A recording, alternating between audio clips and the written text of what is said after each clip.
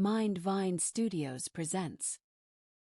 Welcome to the Deep Dive. Today, we're taking a bit of a shortcut to being well-informed. We're exploring this really fascinating collection of insights from Vaclav Smil, his book, Numbers Don't Lie. Right, the 71 things you need to know about the world. One, it's packed with data. Exactly. And our mission today is, well, to get beyond the headlines, beyond the usual assumptions. Like Smil says, numbers are facts, yeah, but understanding what they truly mean, that often requires looking, deeper, wider. Precisely. I mean, the internet is just flooded with numbers, right? But where they come from, the units, the context, it's often pretty questionable. So you really need some scientific literacy, some numeracy to make sense of it all. Take economic figures like GDP or income, comparing those across countries or even over time. It's not straightforward. Not at all. You've got to think about inflation, exchange rates, purchasing power parity, what your money actually buys. Yeah. And sometimes numbers just can't capture quality, can they? Like comparing supermarket bread here to amazing artisan bread in Lyon. Good point. And you'll find that orders of magnitude, those tenfold differences, they're often more revealing than the super precise figures, especially with really huge numbers. Just for clarity in this deep dive, all dollar amounts are US dollars, measurements are metric, unless we say otherwise. We're going to uncover some genuinely surprising stuff. Ready to dive in? Let's do it. Okay, so let's start with quality of life. What really shows a high quality of life? We always hear economists point to, GDP per capita, disposable income. Yeah, but Smil argues those are, well, pretty questionable measures. How so? Well, GDP can go up because bad things happen, right? Right. More crime means more policing, more hospital visits. That bumps GDP. Yeah. And average disposable income. It tells you nothing about how wealth is actually distributed or if there's a decent social safety net. Right. So if those common metrics are flawed, what's a better indicator according to Smil? It's interesting. He finds infant mortality rates much more revealing, and I have to agree. Infant mortality, why that specifically? Because a low rate is basically impossible without a whole bunch of things working well together. You need good health care, especially prenatal and neonatal care. You need proper nutrition for mothers and babies, decent sanitary living conditions, social support. It's like a single number that captures so many essential prerequisites for just surviving that first year. That makes a lot of sense, actually. It's a really holistic measure. So what do the numbers show? What are the shifts? Well, the drop has been dramatic. Think about it. Pre-industrial societies, maybe 200, even 300 deaths per 1,000 live births back in, say, 1850s Europe or the U.S. Wow, it's high. Cruelly high. By 1950, it was down to maybe 35 to 65 today. The best rates in wealthy countries are below 5. Japan's at just 2 per 1,000. Amazing. Incredible progress. But you can't use it for simplistic league tables without context. Small, homogeneous places with low birth rates, Japan, South Korea, Iceland, Finland, they tend to top the list. Yeah. It's tougher for bigger, more diverse countries with lots of immigration like the U.S. Right, so the U.S. doesn't rank that high. Doesn't make the top 30. Its rate is about 6 per 1,000, and things like higher economic inequality definitely play a role there. It really shows how one statistic, if you understand the context, tells a much richer story. Okay, sticking with public health, what about vaccination? Smil flags this as potentially the best return on investment out there. Is that right? Absolutely. I mean, obviously clean water and nutrition are fundamental, but if you look purely at benefit-cost ratios, vaccination is the clear winner. Modern vaccination goes back to Jenner and smallpox in the 18th century. Others came before the World Wars. Then big breakthroughs post-WWII like pertussis, polio. Right. Today, kids get this pentavalent vaccine. 5-in-1 costs less than $1. Prevents diphtheria, tetanus, pertussis, polio, meningitis, pneumonia.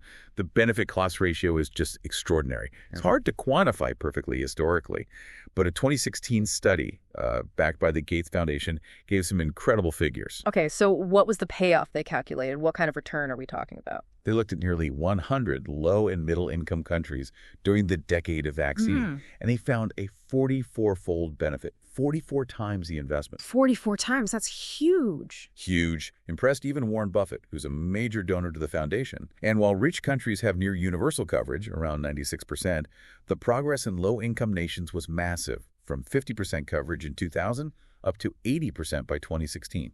That really is an incredible success story for global health.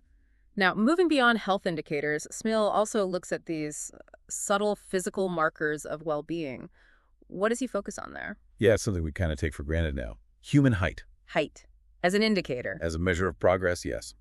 While stunting is still a problem in many poorer countries, globally it dropped a lot, 40% in 1990 down to 22% in 2020. China's improvements were a big part of that. It comes down to better health and critically better nutrition, especially more high-quality animal protein, milk, dairy, meat, eggs. And why does height matter, beyond just being taller?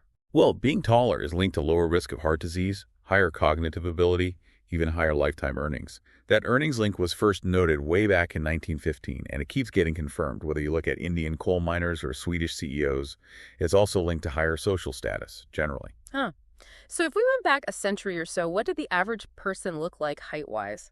Average guys in pre-industrial Europe were maybe 169, 171 centimeters. Global average about 167. Over the 20th century, women gained about 8.3 centimeters on average, men 8.8 centimeters. Some huge gains in specific places. South Korean women added over 20 centimeters. Iranian men, 16.5 centimeters. Wow. And you can see the direct impact on nutrition. Japanese data shows during wartime food shortages, the annual height increase for 10-year-old boys dropped by 0.6 centimeters per year. Today, the Dutch are the tallest, along with Belgians, Estonians.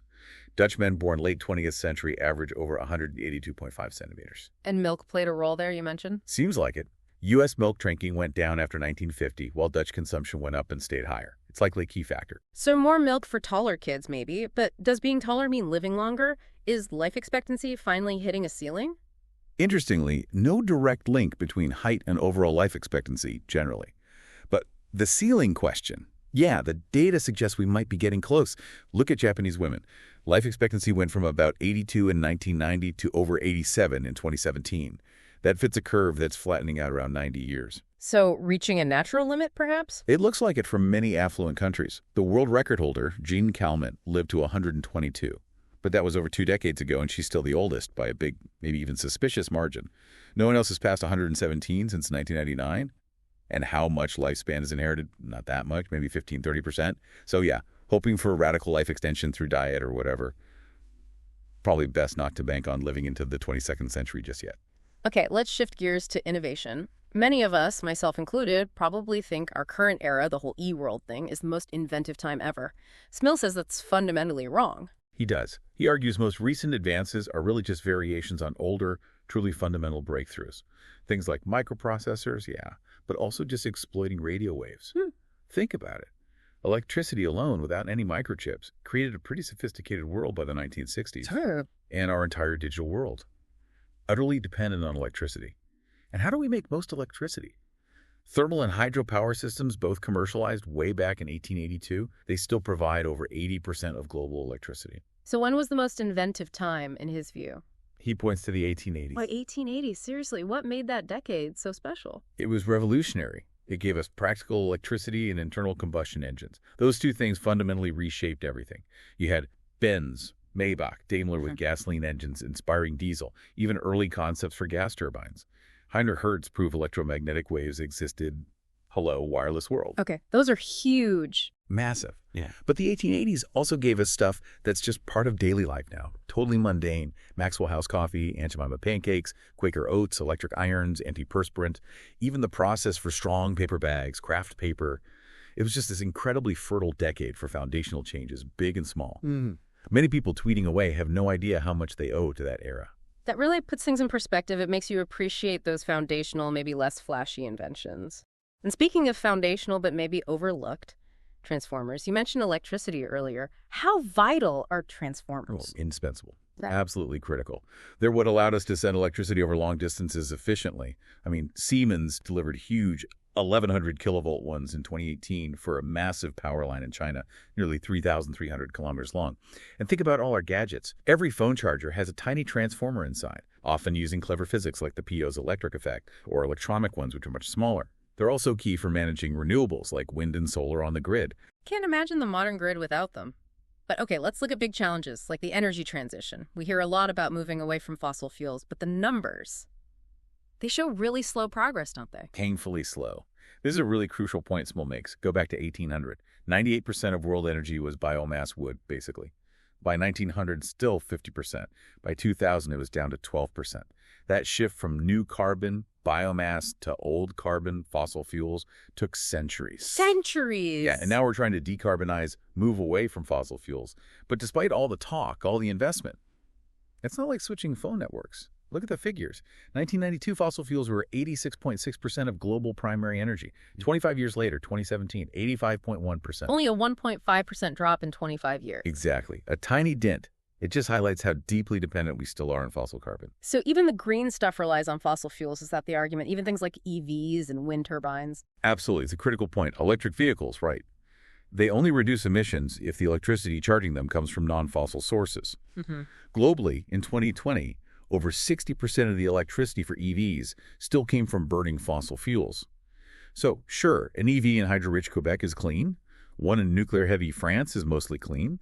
But an EV in India or Poland, it's largely a coal-powered car. Okay, that makes sense for EVs.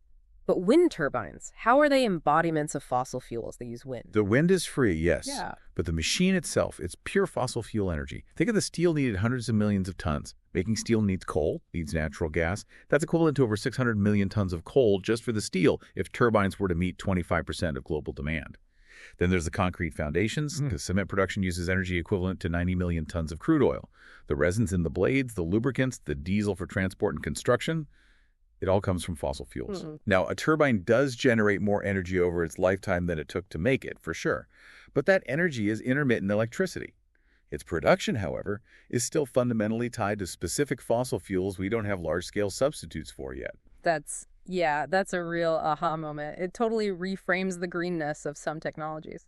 So if that's the case, what about obvious seeming solutions like massive energy storage or electric container ships? Why aren't they everywhere? What are the numbers telling us? It boils down to scale, just sheer scale. Take electric container ships.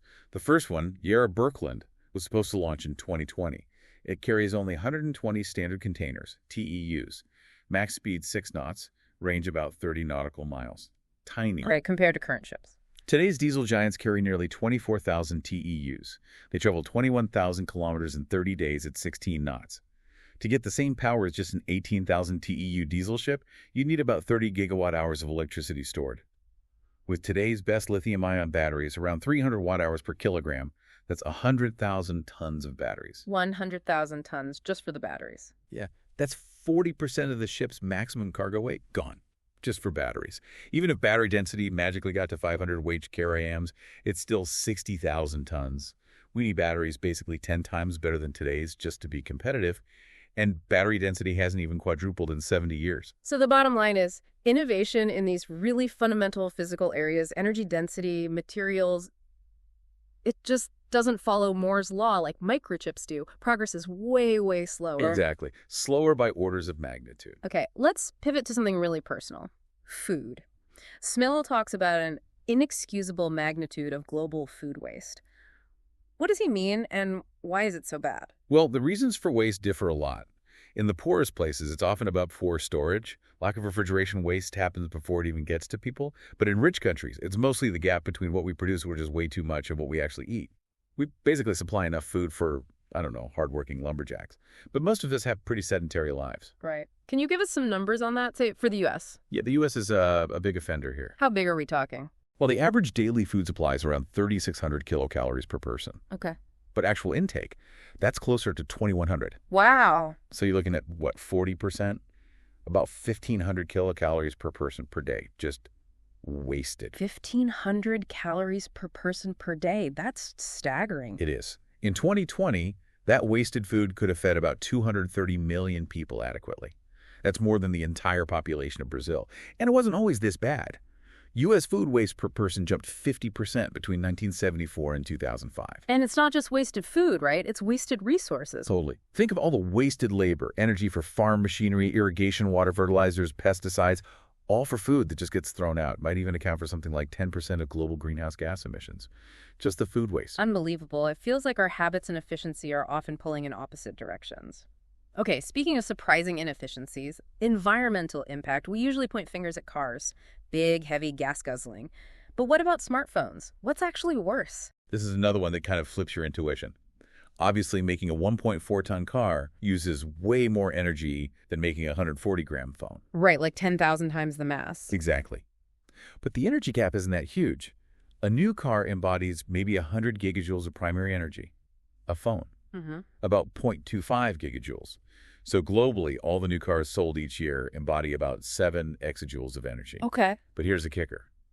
Phones don't last, do they? Average lifespan, maybe 2 years. Cars last, what, over a decade usually? Good point. So if you calculate the embodied energy per year of use, all the portable electronics made each year, 1.75 billion phones, 250 million computers, that's about half an exajoule per year of use.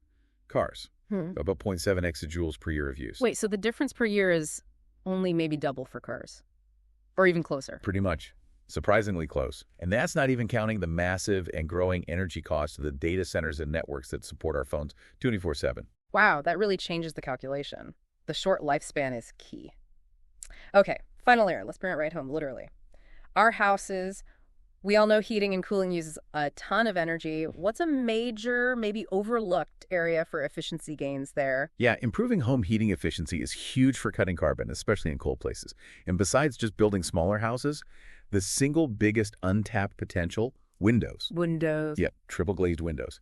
Smil calls them a see-through energy solution. They can cut heat loss by up to 90% compared to an old single pane. 90%. That's massive. It is. Plus, they make the inside surface warmer, so you can sit right next to them comfortably, even when it's freezing outside, like -18 18 Celsius, Right. and less condensation. They're standard practice in places like Sweden and Norway. But not everywhere. Surprisingly not. Even in cold places like Canada, where natural gas is cheap, they might not be required until 2030. They might cost, say, 15% more upfront than double-glazed, but the long-term energy savings and the comfort factor are immense. So it's another case of a simple, proven technology often being slow to be adopted, even while we search for some complex, maybe unproven silver bullet solution. Exactly. Sometimes the best solutions are already here, hiding in plain sight. Well, this deep dive into Vaclav Smil's numbers really hammers home that point. Numbers don't lie, but they definitely don't tell the whole story by themselves. You really have to dig under the surface, get the context, compare scales. Only then do you start to grasp the real complexity of things. That's right. Whether you're looking at quality of life or innovation or just the footprint of our daily habits, getting beyond those top-line numbers reveals stuff that often challenges what we thought we knew.